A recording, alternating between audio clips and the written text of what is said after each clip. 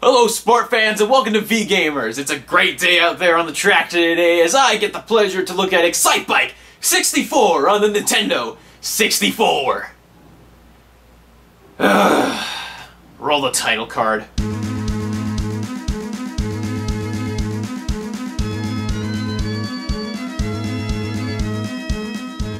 Yay!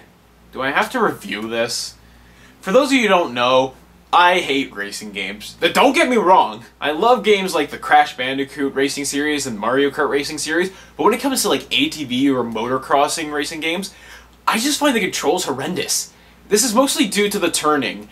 I don't know what it is with racing games and turning, but I just find them practically impossible, and Excitebike 64 is no different. Since I'm on the topic of controls, I guess I'll start there. Now the N64's controller design isn't the best controller design made, but a lot of games on the N64 try to make this controller user-friendly as best as possible. Excitebike 64, however, fails at doing this.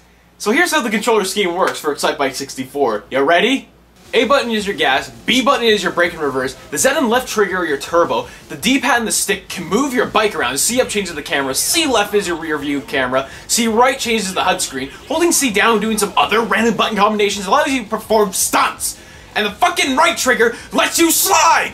You get that all down? Well, too bad! The controls are all over the place, and other configurations don't make this any easier. Now that's out of the way. Gameplay. The turning fucking sucks! You either turn too much or you turn too little, and if you do turn, you have no goddamn idea how the hell you turn to begin with! How the hell do you screw up turning, Nintendo? Getting me on turning, there isn't much to the core of the game itself.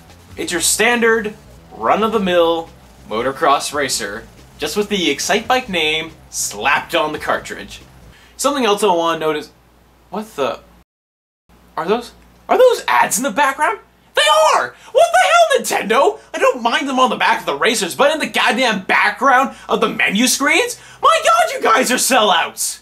Anywho, they do add some interesting modes like A, stunt course, A, race for the flags in an empty open desert environment, soccer, which doesn't work because of turning, hill climb, which is a bitch and a half, and the original Excitebike. So I guess it all works out in the end because you got the original Excitebike for you to play!